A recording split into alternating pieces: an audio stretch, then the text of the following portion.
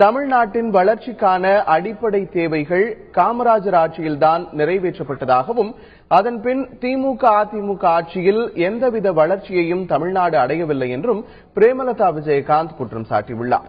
தஞ்சாவூரில் நடைபெற்ற பொதுக்கூட்டத்தில் பேசிய அவர், லஞ்சம் ஊழல் இல்லாத டாஸ்மாக் இல்லாத ஆட்சியை தேமுதிக மக்கள் நல கூட்டணி வழங்கும் என்று தெரிவித்தார்.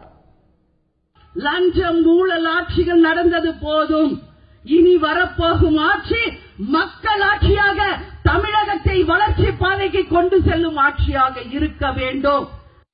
நாகர்கோவிலில் தேமுதிக மக்கள் நல கூட்டணி சார்பில் பொதுக்கூட்டம் நடைபெற்றது.